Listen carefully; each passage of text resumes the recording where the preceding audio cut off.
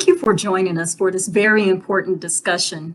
In Her Company is a growing platform for women discussing how we create, build, and live. What began as a weekly radio show in 2009 with over 16,000 listens featuring diverse women in business is now a company with an expanded mission to help women answer the question, what's next, execute a plan to get it, and to birth their huge impossible visions. This mini-series is an expression of our commitment to women to help them to live more powerfully for themselves and the greater good of the world around them. In Wielding Your Voice, we will explore what it means to do so by touching on 4 key areas: passion, purpose, pain, and responsibility. My name is Chris Vaughn.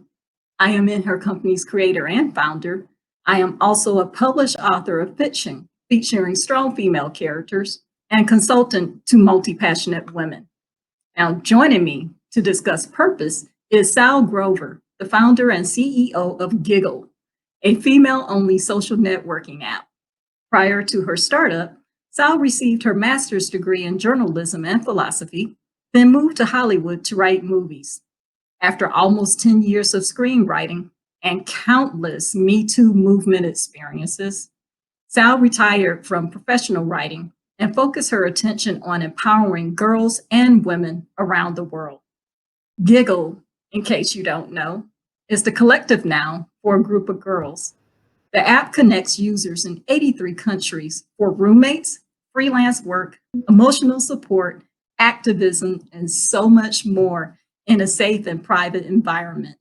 Sal, thank you for joining me. Thank you so much for having me. I'm so excited. Giggle just makes you smile. You say it's like Giggle, and then it's awesome. Well, that's actually part of it. Like when I was trying to find a name for the app, and we were developing it and what it would be and everything, and we were talking about groups of girls, and so one day I actually just Googled like the collective noun for a group of girls, and found out that it was Giggle. And there was like one little part of me that did an eye roll of like, of course that's what it is. But then I thought like, that's cute, it's fun. Like, that's we know how fun and powerful like a group of girls and women are together. Most definitely. So, like, reclaim that word. Because incidentally, the collective noun for a group of women is gaggle, but that's also the collective noun for a group of geese. So it isn't just ours. Giggle like is that one we have to share. So why don't you tell us, why are you taking part in this discussion? Because empowering women as a woman is one of the most important things in the world to me. And I love how you sort of split it up into these different things, and specifically with the purpose, because for 2 reasons. One, I have always had this thing where I get quite bothered by this, the concept of being an empowered woman, and it's just this image of strength and force. And I don't think it works that way. I think that empowerment is quite subjective. It's personal. It's what it is for you. Like one woman's empowerment is not another. And I think that that needs to be talked about more and celebrated more. And the second reason is that when we were developing Giggle, connecting users for a purpose was like our main thing. It's what we talked about all the time, because friendships or relationships, especially amongst women, they're not like romantic or intimate relationships where it's initially based on attraction. It's based on a common purpose, and whether that is something to do with activism or some like helping through a difficult time in your life, or even just finding someone to play tennis with. You have a common purpose, and you grow from there. Yeah, it is something greater than us that connects us. Yes, exactly. And one of the things I find like interesting with how like women use Giggle, it's like they've grasped it really quickly of like, no one has to be defined by just one thing. One of the cool things about the app is that you can create as many profiles in as many different categories as you want. So you don't have to be defined by just, just this issue or just that issue. which I find that so often we're defined by one, maybe two things if we're lucky. And Yeah. it's like, no. And for multi-passionate women, that's like, oh my gosh, it's like the kiss of death. It's like, no, it's not just one, it's and maybe and another, you know. So, but that's how life is though, right? Because we're not just one thing. No, like, I mean, if someone asked me how I would define myself, I don't know. I could write you an essay. I don't know if I could sum it up into a sentence, because, you know, when you are living with yourself every day, you don't think of yourself as just one thing. Yeah. Yeah. So, yeah, it was that, to me, I think all comes back to the issue of empowering women. When I see this a lot, actually at the moment, like on the cesspool that is Twitter. I have such an issue with Twitter, just how horrible and volatile it is. And there's lots of debates of like what feminism is and how to be a feminist. And like, no one has to cap on that.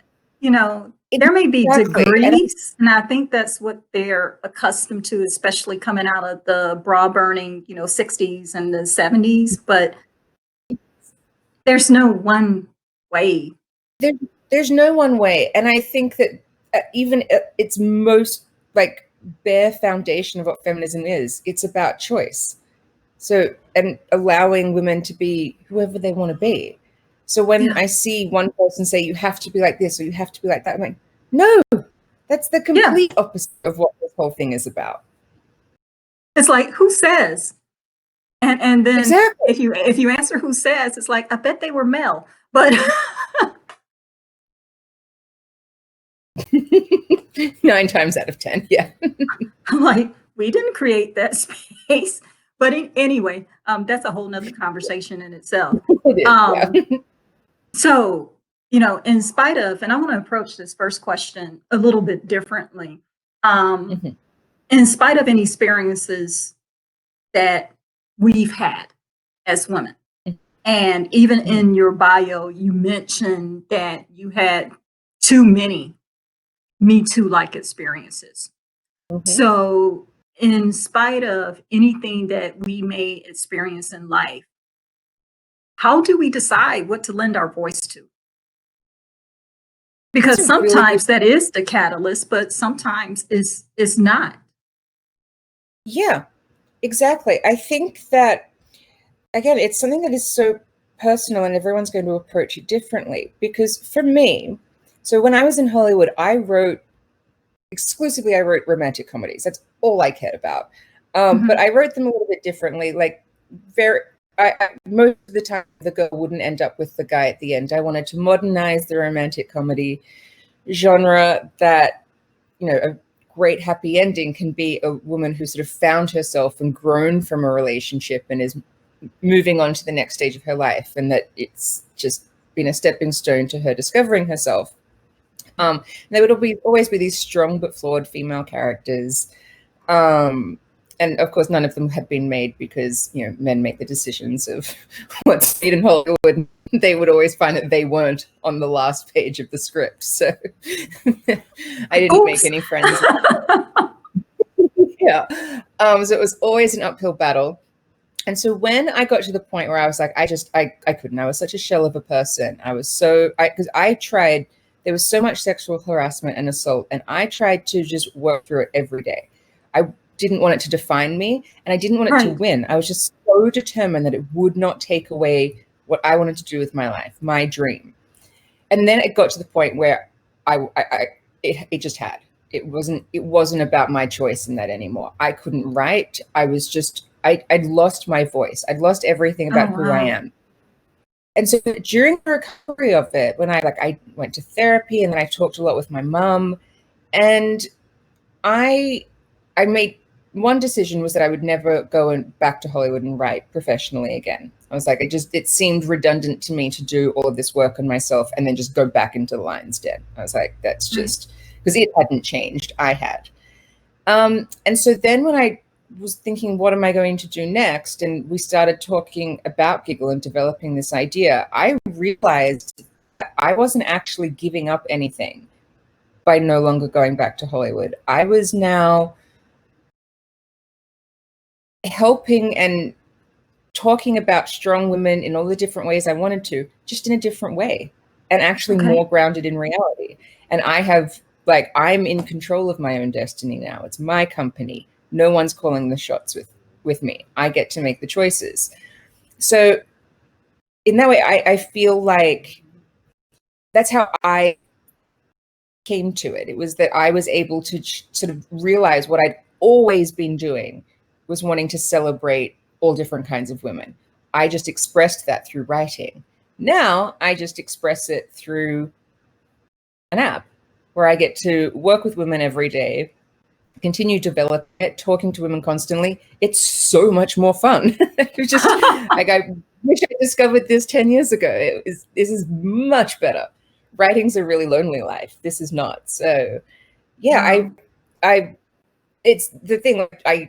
I definitely resent like some of the circumstances that got me here, and I wish they didn't have to happen, or hope they don't happen to any other women. But at the same time, I wouldn't change anything about who I am now. Right. Took a lot to get here. It takes a lot of inner work to work out how you're going to, your voice is going, you're going to sort of remold it to incorporate all the experiences that you've had, because you never want to be bitter. Right, because you don't want to poison or bring toxicity into what you're doing. Okay. Exactly. And I just also I don't want that for me. I don't want to live a bitter, miserable, resentful life. I want to, I'm kind of an eternal optimist. So, and a bit of endless, and hopeless romantic in that respect. So it was just a matter of finding a way to find the positive out of everything. And so far it's worked out well. I wholeheartedly identify with what you said, because that's one of the things I love about what I do within her company. I am surrounded by women at various points in their path, but just to know that I get to touch every single day upon a conversation, an email, or in person, as much as we are right now, with women, my sisters, and they could be anywhere in the world. Yeah, I love it. The only guys I really speak to are my dad, who is my intern, and he's very good. He's a very good intern.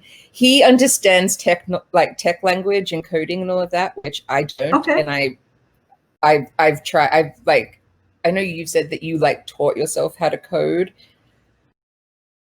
There's no hope of that happening. There's absolutely no way. They'll send me over, the coders will do some amazing things, and they'll be turning my vision into this sort of code to make it into an app. And I was looking at it going, this is just a bunch of letters on a page. There's nothing to me.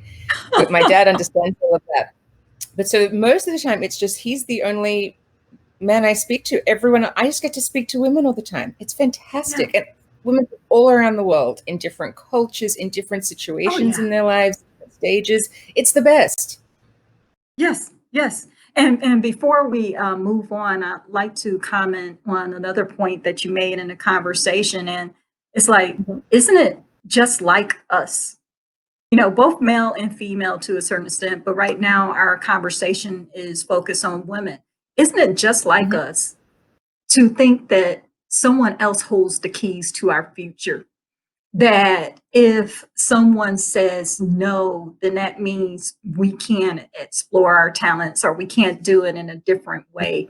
And that's just not, it's not true. No, but I mean, and I do sort of blame Hollywood in a way for it, because was my thing, with, say, the romantic comedies or the Disney movies and things that we were raised with. They always, someone else was holding the key to our happiness. So I wanted to rewrite them as of everyone discovering, no, you hold the key to it. And so rather than writing about it, I'll just create the thing where it just go and have the key to your own happiness. That's one of the great things about Giggle is so everyone has the choice of who they connect with. It's all about consent. because that's something that needs to really be taught and drilled into us, and make sure everyone knows how important consent is. And yeah, it's just, when you get a group of women together, there's an honesty with it. There's such a vulnerability that we are not allowed to show in the world. Yeah. And just even our ability to be our own solutions. In fact, I love the movie Maleficent with Angelina Jolie. I love it so much more because at the end, towards the end of the movie, when she was like, "Oh, it's love's true kiss," and then she kissed Beastie. Yeah.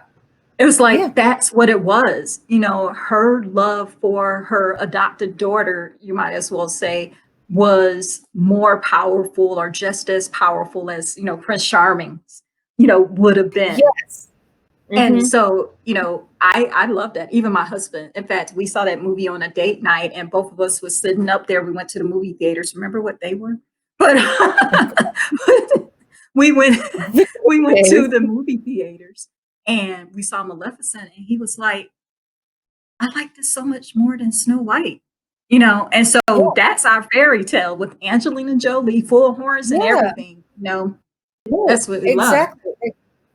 That's even like, just even staying on that for just 1 second with Frozen, with the sister relationship in that. I think that is just what our little girls have latched onto that, and it's sort of become a phenomenon more than any other Disney movie that I've ever, in like my recollection.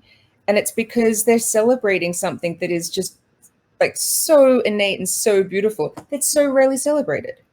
Yeah, most definitely. Yeah. So, no, it's just female relationships and female friendships. They're the best. Yes, they are. Okay, so, in alignment with deciding what to lend our voices to, what about the why in that? Because we briefly touched on, not wanting to speak from a place of bitterness or pain, not wanting to contaminate the people or throw up on them, doing therapy from the stage, which is a no-no. But our why. So how do we know what is actually compelling us? Because there are so many issues nowadays. There are so many things that you can speak on. So how do we know what's compelling us? I find it's sort of always the test I do with myself. If I can't not speak about it, there's some things, where you'll like, there'll be an issue and you'll be like, I don't like that. And I have got an issue with that, but I don't have a strong opinion. I don't have my facts, or I don't feel compelled to speak about it. When I'm just like, I have something to say, I know exactly what it is, and I can't not say this, then I say it. And yeah, I mean, in the internet world, and to an extent the real world, but it's not nearly as toxic in the real world. But there is very much a debate about like womanhood and what constitutes a woman. This all comes into the transgender debate and everything. And it's such a volatile, horrible debate that, and I actually quite honestly don't understand how we cannot have really clear discussions about how everyone deserves equal rights.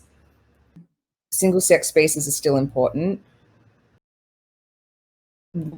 Females, women can be celebrated. Trans women can be celebrated. Trans men. This does not need to be as toxic as it is. So because of Giggle and it being a female-only space, I've been drawn into this a little bit, and it is a minefield to navigate. But I feel very compelled. I sort of, when I was like, okay, I want to say something. It was actually when sort of the J.K. Rowling controversy exploded, because all she did is she tweeted that an article that called, instead of saying women get periods, it was people get periods. And she just said, like, there was a word for this. Like, it's women who get periods. Yeah, and I remember that. And I wholeheartedly, agree with her. And because if you pull female out of the conversation, then It's like there is no basis for women's rights. There is no Exactly. basis for even the Me Too movement. Exactly. And so Yeah. that sort of, it's made me sort of start to look into it a bit more.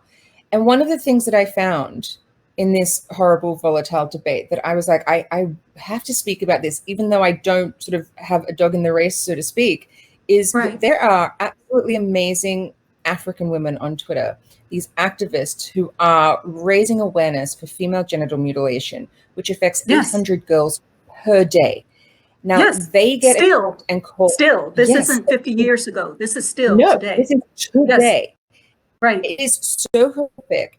And they get attacked by people on Twitter saying that they're transphobic because they call it female genital mutilation. And I'm just like, no, and that's this crazy. is not, it's crazy. This is not progress. And I was like, I want to have proper, informed, rational adult conversations about rights and make sure everyone is happy and everyone has their rights. But you can't just go name calling and throwing hate on people like this. Just when I sort of see how volatile and going, like, if you're attacking a female genital mutilation survivor and activist, you're on the wrong side of history. You just exactly. Are. Exactly. There's no place for it. No, go ahead. Yeah, I was just when I see something like that sort of stuff, I'm like, okay, I've not experienced that. That is not part of my world, but I am compelled to speak about it because it's so clearly wrong. Yes, it is. Yes, it is. And the whole reason that these women are using the internet is to raise awareness. They need help raising awareness of it. So they need like women like us to be able to join in the conversation and support them. It's the whole reason for being there. So I'm like, that's when you go, okay, I have to help here in any way that I can. Because usually when we see conversations break down into name calling, because there was a time, and I think you and I have discussed this previously, there was a time when you could get on social media, throw a question out, and people from all over would come and they would add their perspectives. People would agree to disagree, but you had a nice conversation. And then we reached a point to where we are today, where social media became not so social, where conversations are diminished into name calling. And I have to think that when a person gets to a point where their only response is to accuse someone of being phobic or to just, start cursing someone out, one that tells me that you lack a well-formed opinion, that you haven't, researched this, whatever side of the issue you may be on or where you stand on an issue, you can't articulate that. So you do not have a well-formed opinion. The other thing I also see is that there's so much pain going on, and a lot of people are screaming about rights because they haven't been extended the basic right of us all, which is human rights. So no matter what you do in life, you have a right by virtue of being here. You have a right to exist. We can agree and disagree on how you live that out, but your right is inarguable. It's inarguable. One of the things I find amazing, like with the internet, is it's when people just go to the name calling and saying horrible things. I'm like, you do have the right to just sit back and not say anything and gather your emotions for a second, gather your thoughts, and go, hang on, what do I actually want to say? What do I want to achieve here? Because if you and I don't like it if I see, sort of say people from my side, like sort of the feminists or anything, if they're throwing insults. I'm like, no, I don't condone that either. There's no need. Two wrongs don't make a right. It's one of the things we're all taught. In kindergarten. In kindergarten, I believe. Yeah, we learn this very, very quickly.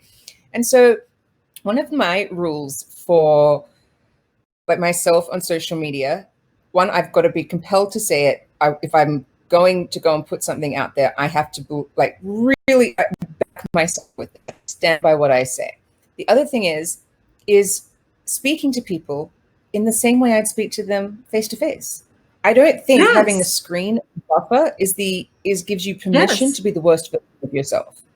Exactly. I wasn't raised that way. I was just like, I'm 35 years old, but I would still, like, if I was to even had the instinct to like verbally abuse someone on Twitter, I would sit here going, oh my God, my mom's going to get so mad at me. It, like, I would, like, she would just say that you were not raised to be that way, that you were raised better than that. And she did. It was always drilled into me. You were raised better than that when I did something wrong. And it is one of the things that's really important. And lots of psychologists have said this, is that like us who like grew up before social media, Yes. when we would do something, like if we would hurt someone's feelings, person, we got to see their reaction to it, Right. and it hurt someone and go, oh, I don't like that. And that's how you develop really strong ties to empathy. But you have a lot of these very young people who don't have that, and they're just throwing insults to people online, and it's this online bullying And they and don't not take it seeing. seriously, No, because this and is they all don't they protect. know. Yeah, and they've built such a callous in them, like up on themselves, so Yeah. they just think that saying horrible things is fun, and it's just not. No, It's a horrible way to be. not at all. So In fact, yeah, like when I first went into virtual worlds, and this was some time ago, I love Second Life. mhm, And mhm. when I first entered the world, um, I befriended a woman who owned a jazz bar in there in world, and she told me, the avatars are not real, but the people behind them are. Yes, And I think yep, that's a lesson that is missing because social media has largely become, or just online. I don't want to pick on social media, even though yes, that's the area that you're in, but online world yeah, has pretty much mhm, become a free for all. And people aren't yes, accountable for their words. They're not responsible. They yeah. don't see, the pain, but it's there. Exactly. Exactly. And it's just because when like there'll be someone being horrible online, you sort of look at them and I have that thing to go through my mind, like that's someone's child, that's Yeah. someone's, because they often are quite young. I mean, these are like, I mean, gosh, even like a 20-year-old is young and is in no position to be teaching any of us about life. Um, Old enough to know better, too young to care.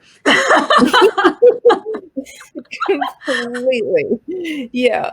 No, and so I think that it just, when you to go back like to what started this, is the why, is that when you sort of start looking at like what you yourself have gone through, and then as a Yeah. healing thing to see what other women around the world are going through, I find that getting that perspective is one of the healthiest things you can ever do, because you can sit there going like, I feel very sorry for myself right now, oh, but I would not be able to deal with that. Okay. And you Right. start to put your energy Right. positive, going, okay, how can I help? And then so suddenly you find your purpose. Yeah. And So, along with that, because that's one of the questions that we're going to discuss also, but I'll just ask it now. Um, mhm. how do we then align our words with the outcome that we seek? Because you can see online somebody enter a conversation and Mhm. they're on full blast and like, yeah, I'm for this. But everything that they say and how they go about saying it, it's like, no, no, you're not, because I'm online and Yeah. I don't want to listen to you and I'm just watching you, what you type. Yes. So how do we align our words to ensure the Well, outcome, or, to the best of our yeah. ability to ensure the outcome we seek? Well, I've got a little, like, okay, I've got an experience in this that how I'll answer. So when we were, like, before Giggle was like released, and when we were just developing it, I always knew that there would be controversy with having something female only. Like if it wasn't, it wouldn't be needed if it wasn't controversial. Because Mhm. heaven forbid women have their own space, and Oh, something wow. just for us. Yeah. So I always knew that it would, I was very emotionally and mentally prepared. I knew what I would be saying about it. I knew where I stood with it. One of the controversies that came out a little while ago, and there was a big attack on Twitter and Reddit, I think. But I don't use Reddit, so I didn't Okay. see it as much, but we have Giggle has a networking and mentoring space that's sort of sorted by profession. So we've done, like, you can be an assistant and mentor and network within that field, because I think assistants, especially say like my time in Hollywood, they're the most knowledgeable and they run the town. And they get treated like crap, but they have so much to share. And so it's, let's have them connect privately and safely there. But then, we've got, like, if you're in tech or finance, sales, architecture, all different professions, like industries that we've listed.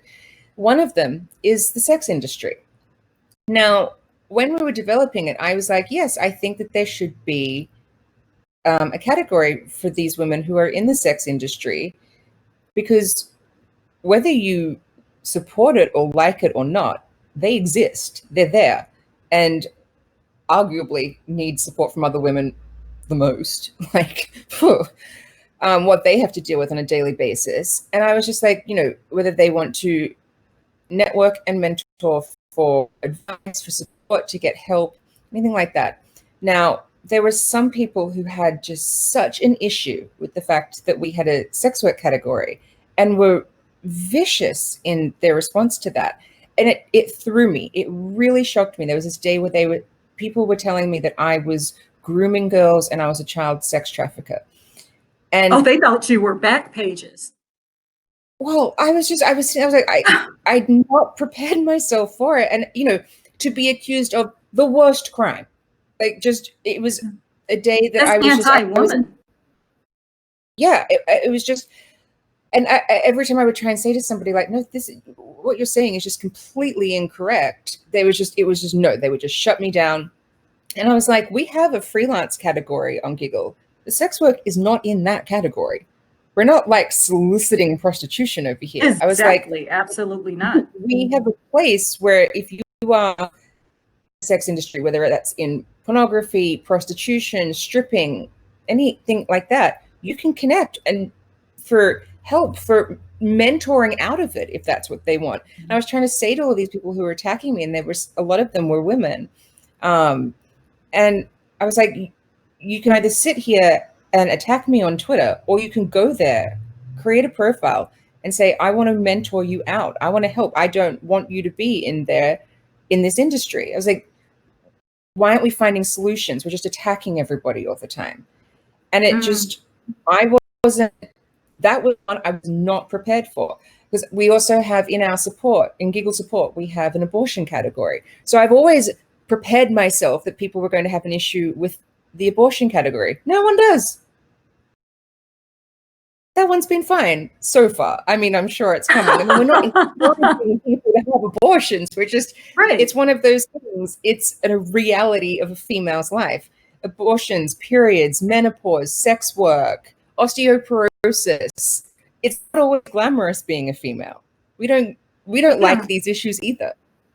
But and something that makes us uncomfortable also is the fact that people can enter an issue from one standpoint, but exit at another. Like, we do have the ability and the right to change where we stand on certain things.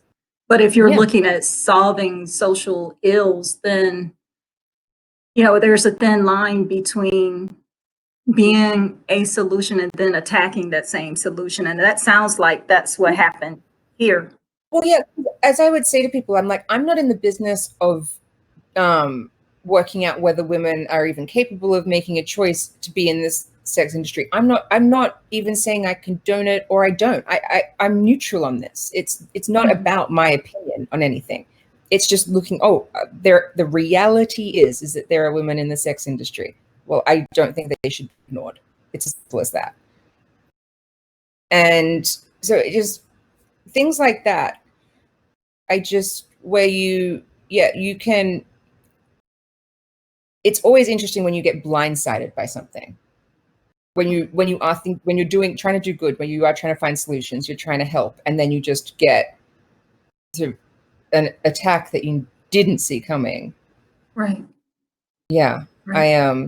I got to the point where I just had to sort of like make a joke about it. Like in the Giggle office, I would just be, walking around being like, just Giggle's resident child sex trafficker over here, because it was just so ludicrous. My cousin, actually, she said to me, she was like, at least they're saying these things and they're not true. She'd be like, it would be horrible if they were attacking you if things were actually true. And I'm like, that's very This is true. Like when someone is attacking you and you're just like, this is so ludicrous, this is just all lies. And you get to hurts, decide. but you, right. Yeah. Right. You could imagine that. And you get to decide what to spend your time on. You could spend your time defending yourself, or you can spend your time building this platform and helping people. I just always do a thing where if anything like that happens, I dedicate some time to making sure the truth is out there, and then I'm going to sit there and like go into battle and constantly fight different people. I mean, there's not enough time in the day. But just so long as the facts and the truth can be seen by people who want to see them, then that's fine. Everyone can make up their own mind from there. Gotcha. But yes, just like for the record, Giggle does not engage in any sort of You heard it here. She made it plain.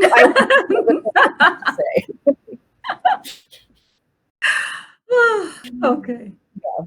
So what the difference? Special considerations.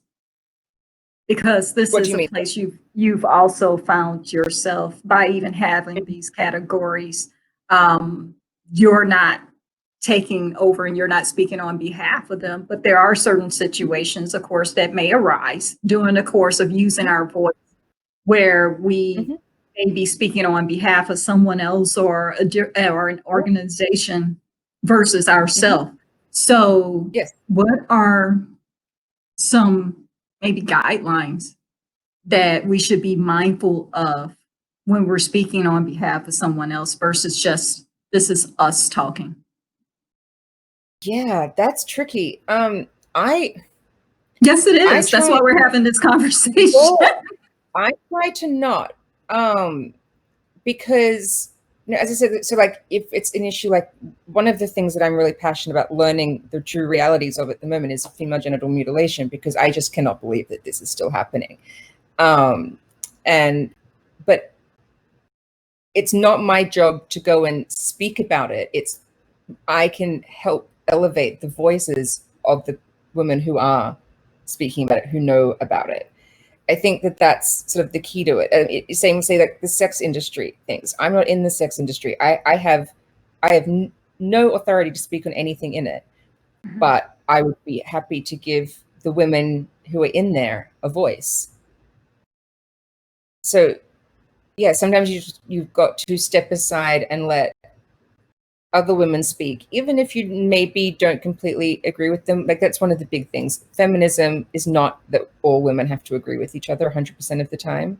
Exactly. Like, arguably, I was saying this to someone the other day, before feminism, when women were just, property, basically, we probably all got along a lot better because we didn't have the right to have a voice. And so we didn't have our own opinions. So we just were probably very agreeable with each other. Now we can have our own opinions. Yeah, sometimes you're going to be like, I just downright absolutely loathe what this woman is saying. That's fine. It's healthy. Then you just react in a normal, civil, humane way and either have a rational discussion or remove yourself from it. Yeah. Yeah. It's one of the things like say on Giggle, like because how it works, it's like swipe and match. Everybody has consent, so you could like to be in the conversation. So and they're private messages then. So you could match with someone who, like, based on their profile, you were like, oh, I think I'm going to get along really well with this person, and then start speaking to them and be like, actually, you're not for me. That happens. Like I've talked about it a lot with different people, and especially when we're developing it and having to explain it to men as well, I'd be like, it's not a utopia. Like, how boring would that be? It's not saying that, oh, when women get together, it's just we all like high five and giggle. Sometimes we argue with each other, and that's fine. That's healthy. Like that's just because we're human beings. Right. But I just think that, yeah, if that there's, I don't speak for other women per se, Mhm. or intentionally. If I do, I don't mean to. Mhm. You provide a Yeah. platform for them. Yeah.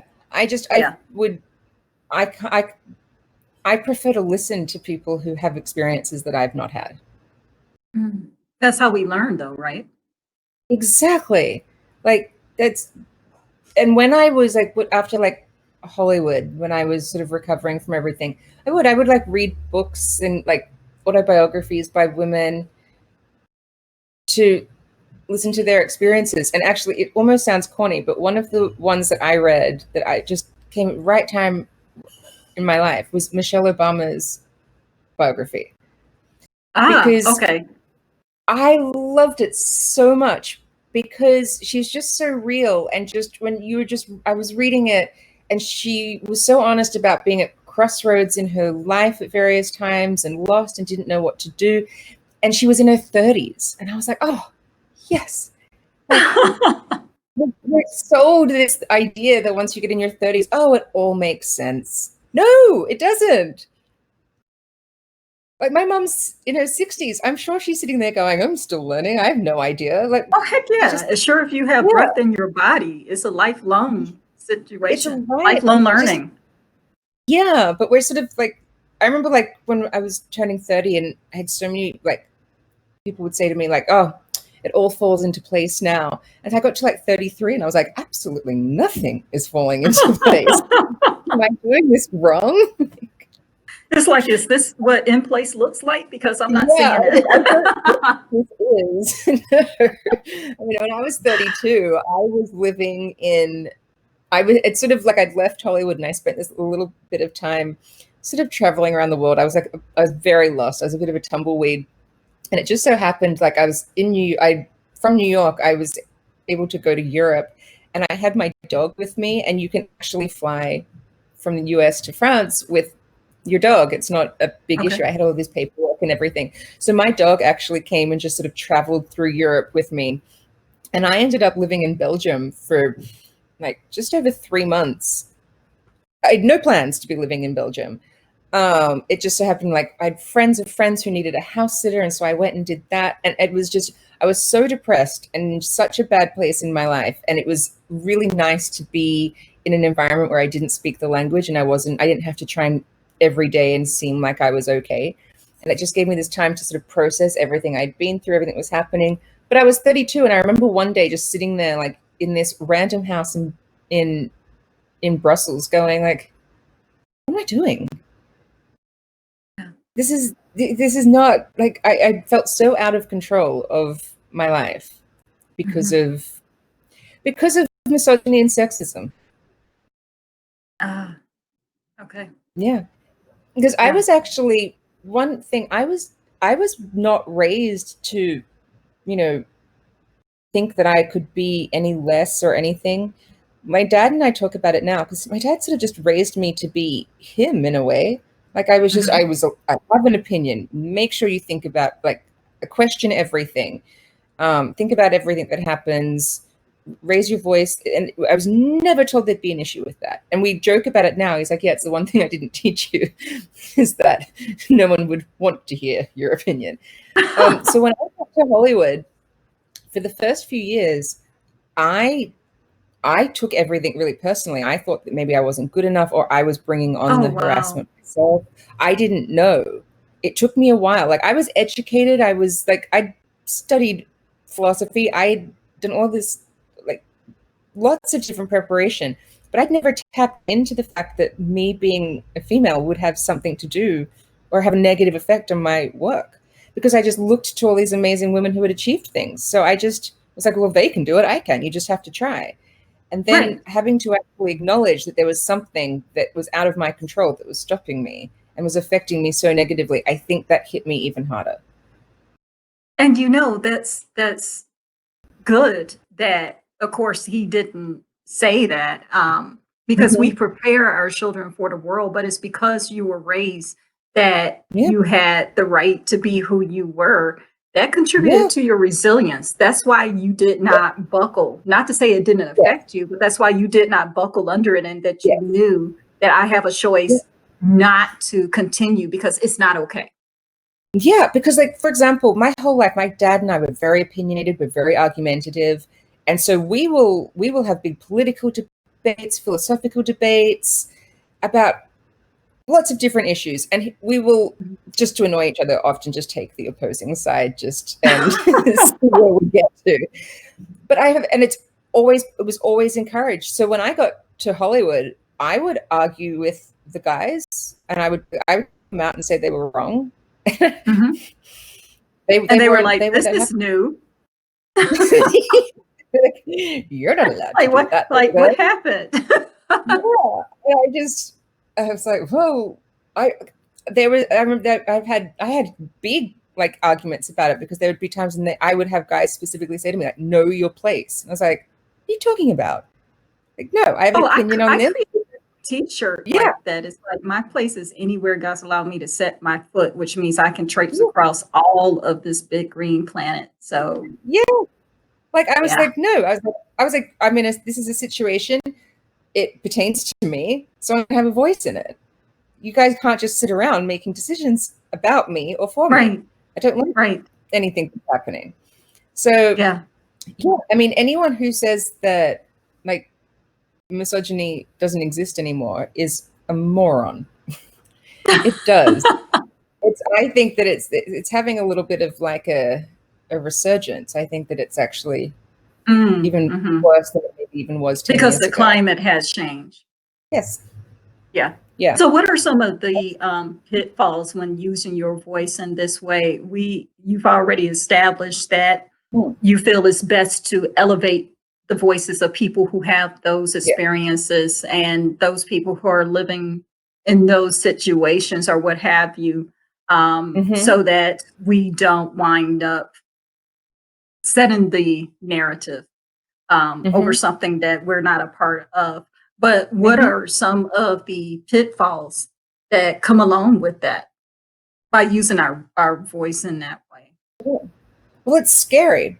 It really is. I mean, just even last week, I don't know if you saw it, there was a woman, she was an assistant agent at a publishing agency in New York, and she was fired because on Twitter, she identifies as like what's called a radical feminist. Like I would not call myself a radical feminist. I agree with some of those things. I like some of their stances. I agree with some of, I'm just a feminist. I don't have fraction that I'm part of. But she did, and that's fine. And she was just vocal on her Twitter account with it. She had no affiliation to her employer on there. And some men contacted her employer and said that she's writing horrible stuff. She was employed by men. They fired her. It's scary being a woman out there having opinions. You can get fired for having them. Like, this is real. This is happening in New York City in 2020. It's absurd. Yeah. So I think that if you're in a situation where you don't want to use your voice because it could cost you too much, that's fine. Sometimes using your voice can be, sometimes you can be silent and be doing something else to help. You can be doing something in action rather than just speaking. Because I completely respect that there's women out there who just have too much on the line. I'm lucky. We've made this our profession. So like I'm sort of, even though I have moments of pause, like, oh God, what are they going to say? Dare I say this? Some things are really scary. Like, even if you just say misogyny exists and you're a moron if you think it doesn't, there's someone that will think that that's the most offensive thing you could say. And that's okay, right? We have to be okay with that. It's completely fine. Yeah. No, it's completely fine. I'm like, in a way, I'm like, well, prove me wrong.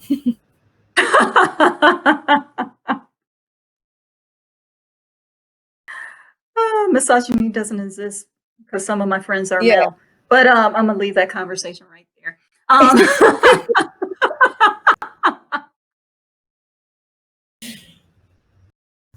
Yeah. No, Oh, I have great boy. I have lots of great guy friends. And like one of the guys, whenever I'm with them, there's no issue.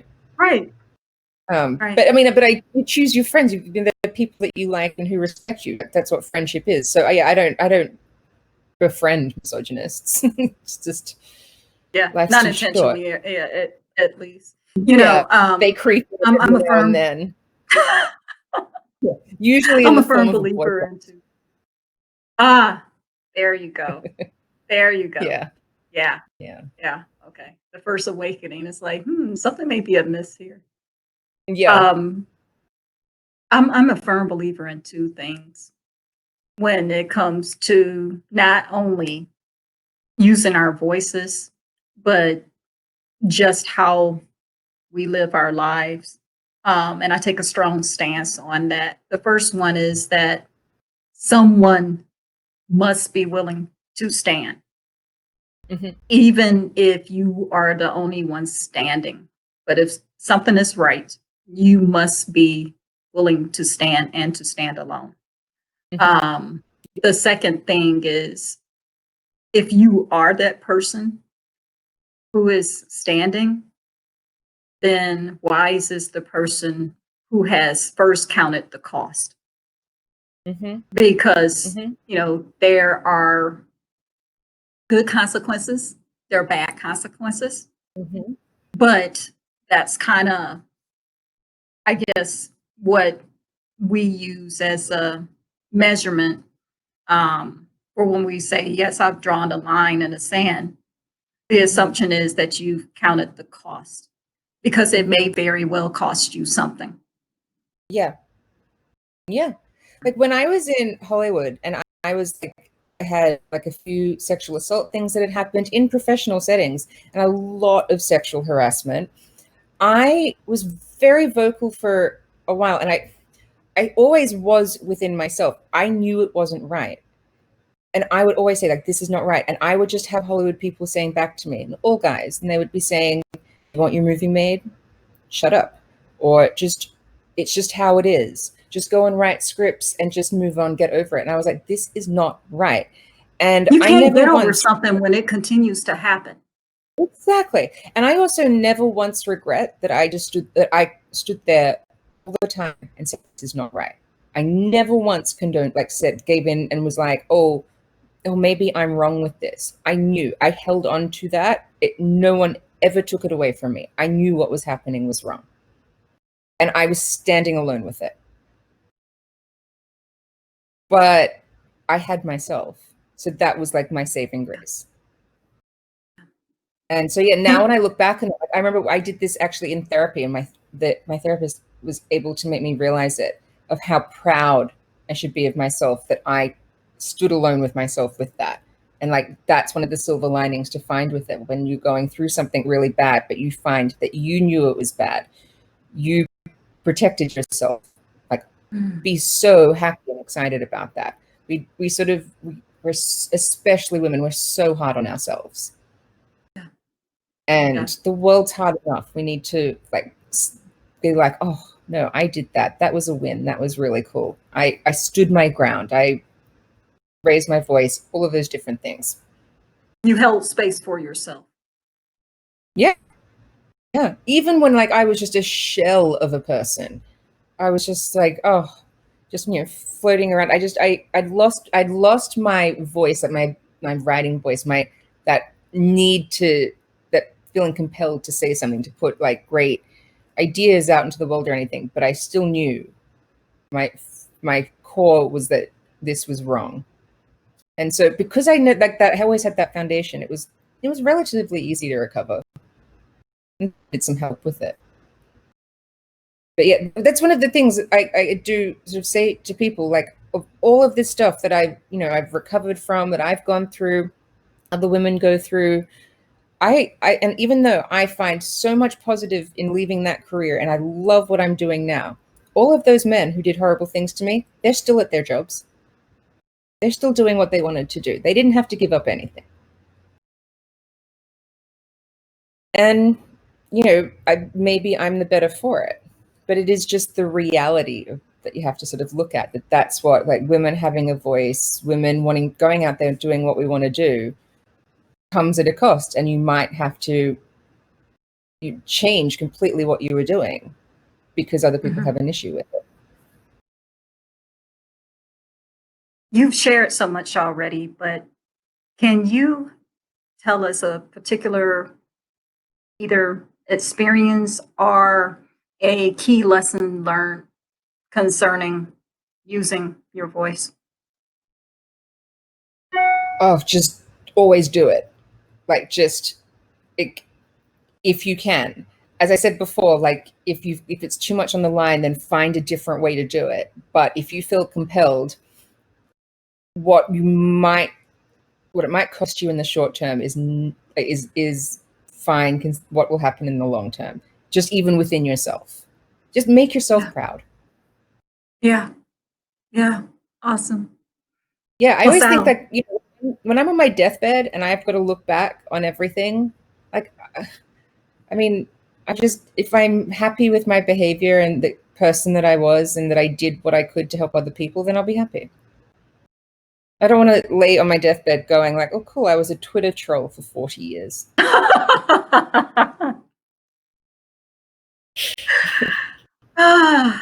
Wow.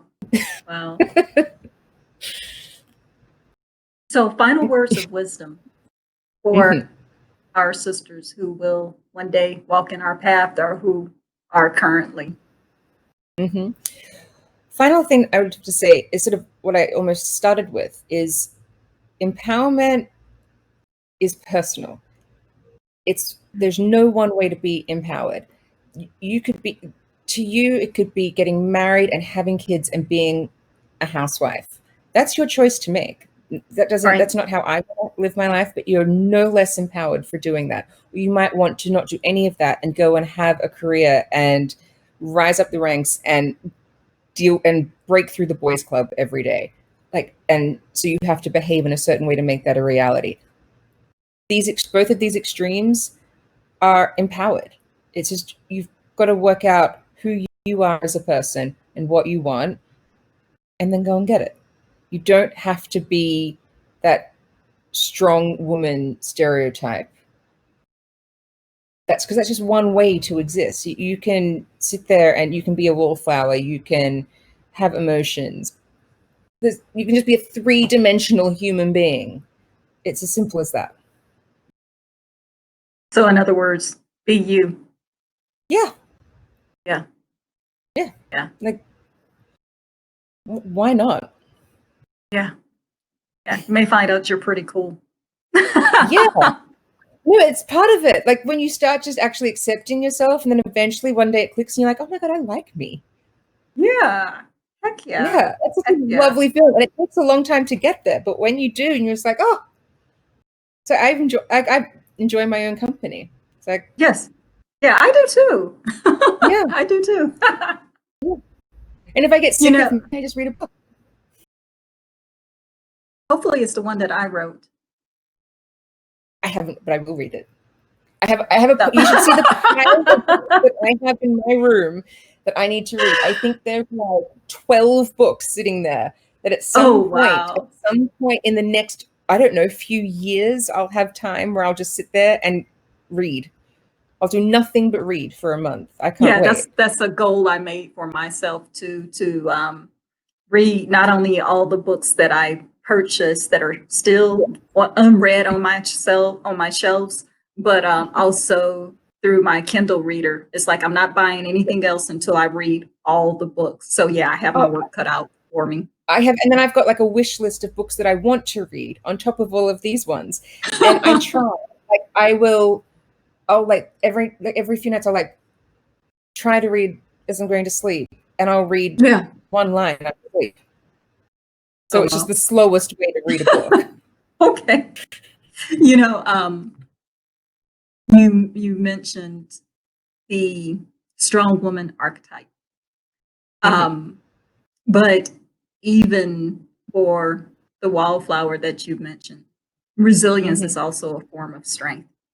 And that's the one that people don't see. So there's physical strength, but there is also resilience. And neither Resilience. one is more important than the other. They just have different No, uses. yeah, exactly. Like, and we're not all like Beyonce. Like I find that she is sort of like, she's like one of those like empowered women, like this, like just so in control of everything. And it's so great to see, but there's so many different versions of what an Right. empowered woman is. Like take then on the other extreme, like Ruth Bader Ginsburg, this tiny Mm-hmm. little like bird of a lady. She's so Quiet but adorable. powerful. Yes. Exactly. Yeah. Yes. Um, Yeah. so it's just, you just be you. Yeah. Well, Sal, Yeah. thank you so much for joining us for this very important conversation. I've enjoyed having you discuss this with me. Thank you. Thank you so much for having me. I loved this. And I hope you also have found today's conversation insightful toward helping you better wield your voice. I invite you to become part of this growing platform for women that we are building within her company. And I look forward to your feedback, not only on this segment, but other segments in our series. Once again, my name is Chris Vaughn. This is In Her Company.